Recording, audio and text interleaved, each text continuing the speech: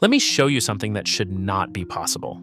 In one small Florida town, the typical home sells for around $266,000. Ordinary, affordable, the kind of number that makes you think working family, not wealth. And yet, in that exact same town, in the exact same zip code, a single home recently sold for about $2.8 million. And it was not a fluke, because 4 more homes in that same little market sold for over $2 million in the same stretch. So in one small, sleepy Florida town, the everyday home and the top-end home are separated by a factor of 10 to 1. That gap is not an accident, and it is not random. It is a fingerprint. It is the fingerprint the wealthy leave behind when they quietly move into a place before anyone else notices.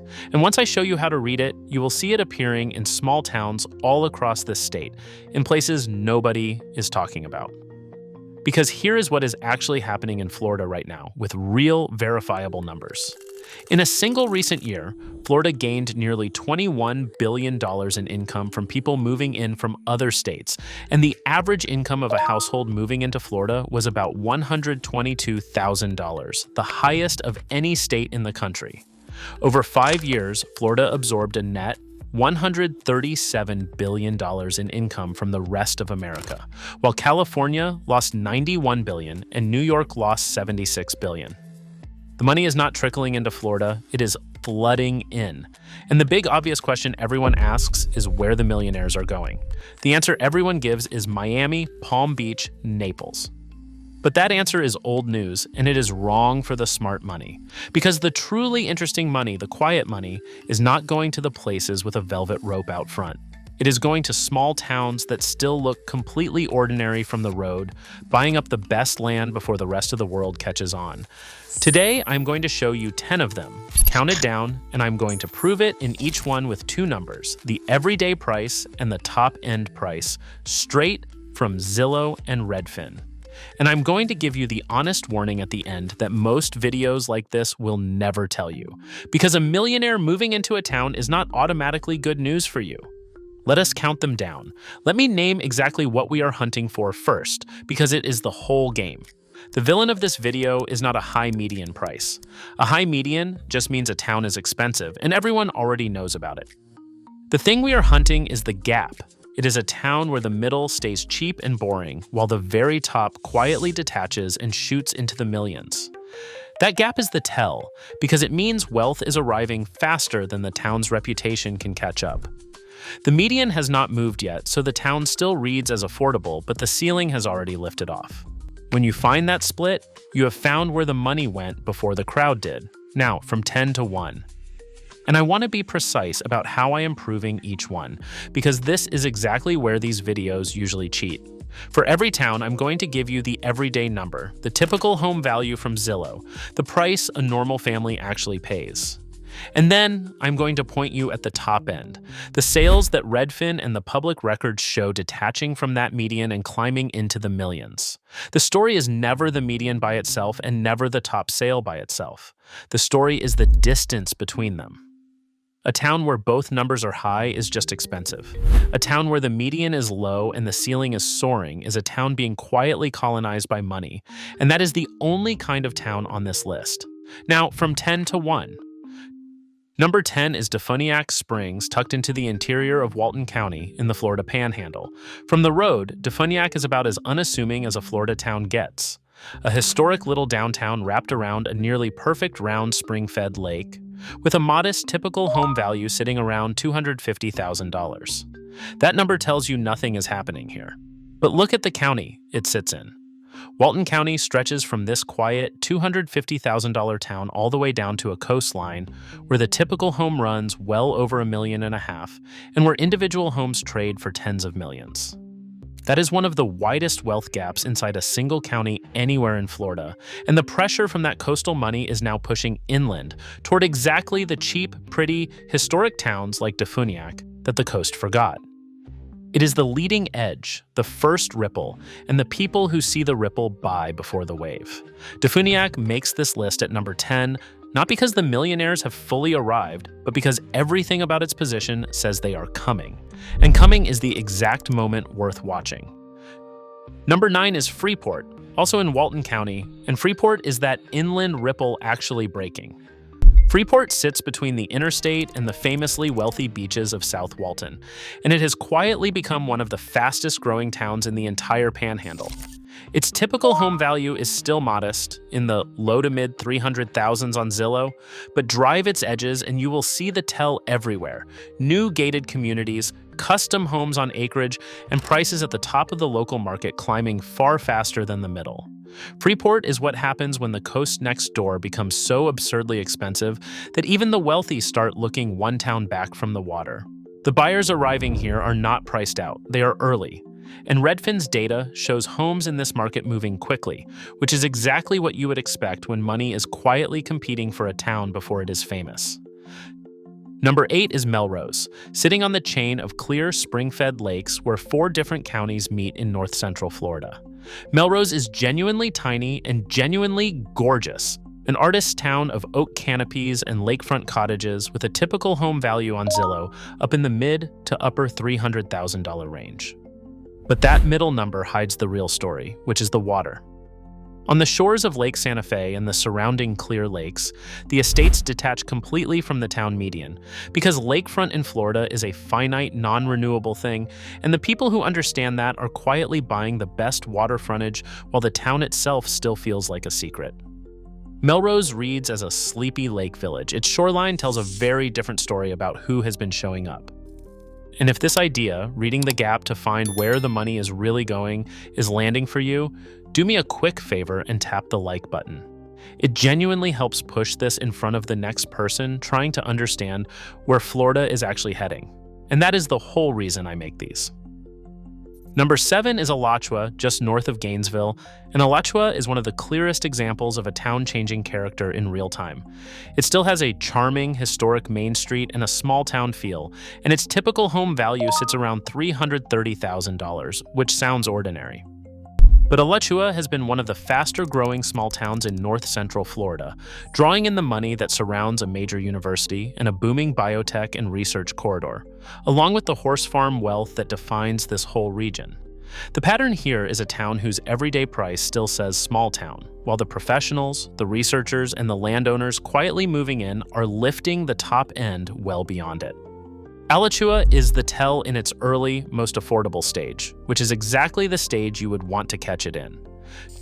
Number 6 is Havana, up in Gadsden County, just north of Tallahassee, and now we enter genuinely fascinating territory, because Havana sits inside one of the most quietly wealthy landscapes in all of America, and almost nobody outside the region knows it exists. The town of Havana itself is small and unpretentious, with a typical home value under $300,000. But the land surrounding it is part of the Red Hills region, a belt of rolling countryside between Tallahassee and southern Georgia that holds one of the highest concentrations of private hunting plantations anywhere in the United States. We are talking about sprawling quail hunting estates, some running to thousands of acres, owned quietly for generations by some of the wealthiest families in the country. The town stays cheap and sleepy. The land around it is a private empire. That is the gap in its purest, oldest form. Money so established it does not need to announce itself. And this is a completely different kind of wealth than the horse country you are about to see. Horse country money is new, loud in dollars if not in manner, arriving fast. Plantation money is the opposite, quiet, generational, and almost invisible families who bought this land 100 years ago and simply never left. Both leave the same fingerprint on the map, a cheap little town with a fortune wrapped around it, but they got there by completely opposite roads. Havana is the old road, and old money is the hardest kind to spot precisely because it has had a century of practice at staying out of sight.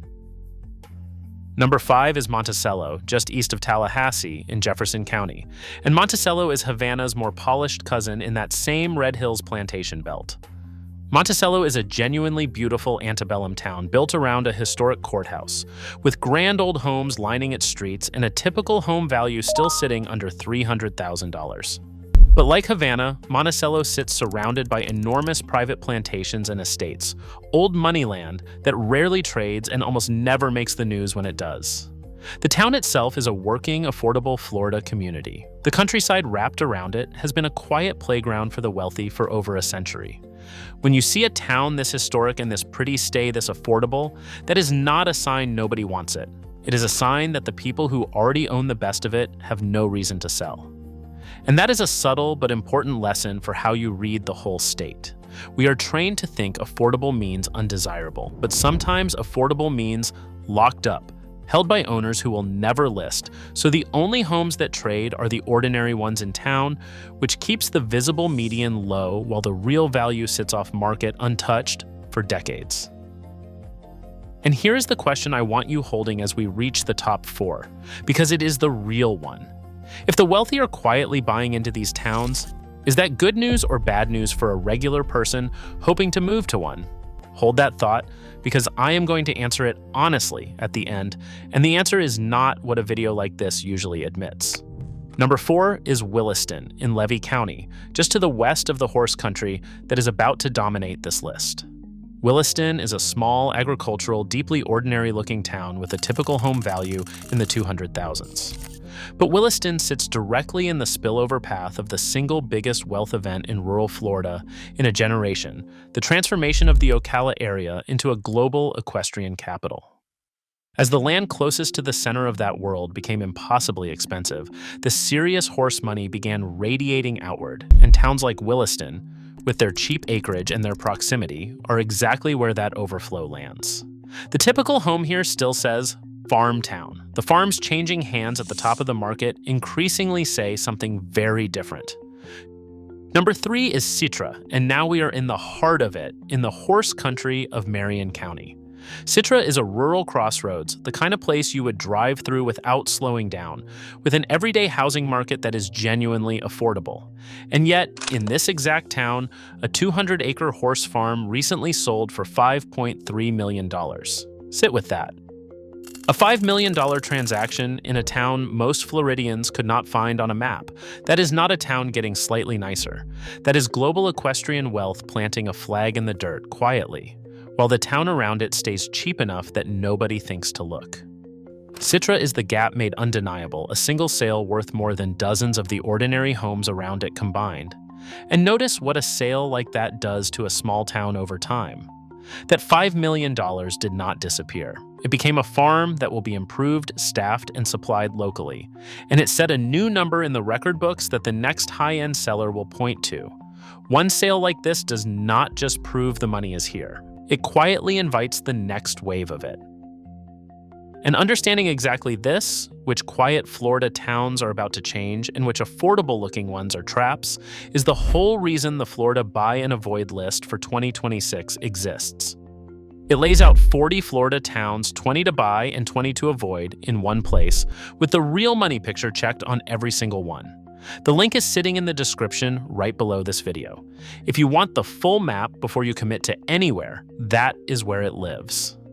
Number 2 is Reddick, a tiny town in northwest Marion County that sits right in the beating heart of Ocala horse country. Reddick has a population you could fit in a high school gym and an everyday feel to match. But the land here is some of the most coveted equestrian real estate in the entire world, and it trades accordingly. Individual horse farms in and around Reddick routinely change hands for $1, $2, $3 million and well beyond, on roads where the mailboxes still look like those of any rural town in America. This is the essence of quiet money. There is no gate at the edge of town, no sign announcing what is happening. There is just a modest little community wrapped around some of the most valuable farmland in the country, being bought up steadily by people with global fortunes and a love of horses. Reddick looks like nothing. Reddick is worth a fortune. And that is precisely why the wealthy love it. The people buying here are not looking to be seen. A billionaire who wants a trophy on the ocean buys in Palm Beach and expects the world to know. A serious horse person who wants privacy, land, and proximity to the best equestrian venue on earth buys in Reddick, where nobody is watching and nobody is impressed, which is exactly the point. The anonymity is not a drawback here. It is the amenity. And that brings us to number 1, the town that started this entire video and proves the whole idea beyond any argument. Northwest Ocala in Marion County. This is the epicenter, the town where a genuinely affordable everyday market with a typical home value around $266,000 sits directly on top of one of the most explosive concentrations of new wealth in America. Just a few years ago, the World Equestrian Center opened here, one of the largest equestrian complexes on the planet, and it turned this quiet corner of Central Florida into a magnet for the global horse set, the kind of people who own farms in 3 countries. And it is worth understanding why horses specifically create this exact gap, because it is unlike almost any other kind of wealth. A serious competition horse can itself be worth more than a house, and the people who own strings of them need land, cheap land, lots of it, with the right soil and the right climate near a world-class venue. Marion County has all of that, and there's only so much of it, so the global equestrian rich are competing for a fixed supply of farmland in a handful of small towns that were, until very recently, some of the most affordable in the state. That collision, unlimited money meeting limited land in a place with a low median, is what produces the numbers you are about to hear, and the numbers show it with brutal clarity. In this same market, homes and farms are selling for $2.8 million, $4 million, $6.1 million, and in the most expensive listings, approaching $10 million. Think about what that actually means. On one street, a normal Florida family is buying a home for $250,000. A few minutes away, a horse farm is selling for 40 times that. Same town, same zip code, same post office, same county tax roll. That is not a wealthy town because a wealthy town has a high median. This is something stranger and far more revealing, an ordinary town with a hidden second economy layered invisibly on top of it. And the gap between the two is one of the widest of any small town in the entire state. Northwest Ocala is number 1 because it is the clearest proof that exists of the entire thesis. The Millionaires did not move to a famous place. They moved here to a town most people have never heard of, and they did it quietly, years before the rest of the country noticed. Now, the honest warning I promised, and I need you to actually hear this, because it is the part that separates a useful video from a sales pitch. A millionaire moving into a town is not automatically good news for you. In fact, in several of these towns, it is a warning. When wealth quietly moves into an affordable place, it does not lift everyone equally. It buys the best land, the best water frontage, the best farms, and it starts, slowly at first, to pull the whole market up behind it. The affordable stock, the very thing that made the town reachable for a normal person, begins to thin out. The gap you are looking at today, the cheap median under the soaring top end, is not a stable thing. It is a photograph of a town in the middle of transforming, and the direction it transforms is almost always upward and away from ordinary buyers. So if you are watching this thinking you have found a bargain, be careful. You may have found a town that is affordable for 1 more year or 5 and then simply is not. The wealthy are early. That is the whole point. And being early is a wonderful thing when it is your money and a painful thing when it is someone else's, pricing you out of a place you loved. There is a specific way this plays out, and you should know it. First, the biggest and best parcels sell, the ones with the land and the water, and the median barely moves, so the town still looks affordable. Then the merely nice homes start getting bid up by people who wanted the trophy properties and missed. Then quietly, the ordinary homes follow, because a builder who can sell to the new money will not sell to you for less. By the time the median finally jumps and the town lands on a list like this one, the window has already closed. The people who caught these towns early are not the ones watching a video about them. They are the reason there is a video to make. So here is how I would actually use this. Do not treat a wealthy buyer arriving as a green light to overpay. Treat it as information. It tells you the land in that town is genuinely good, good enough that people with real money and real options chose it. But then do your own homework the same as always. Pull the everyday prices on Zillow, look at what is actually selling on Redfin, and ask the honest question, is the affordable part of this town still real, or is it already slipping away? In a place like Northwest Ocala, the transformation is already well underway. In a place like Defuniak Springs, it may barely be starting. Knowing which stage a town is in is the entire difference between getting in early and getting in exactly 1 beat too late.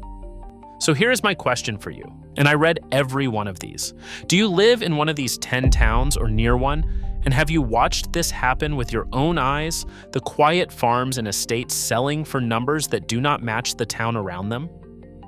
Tell me in the comments what you have actually seen, because the person on the ground always spots it before the data does. And if this changed how you see the Florida map, the video you want next is the one on the Florida towns quietly hitting brand new record highs this year, because it is the same hidden money story told through a completely different lens, and watching them back to back will show you exactly where this state is heading. Go watch that one next. And subscribe to Florida Pulse, because I track where this quiet money moves every single month, town by town, long before it ever makes a headline. We will see you in the next one.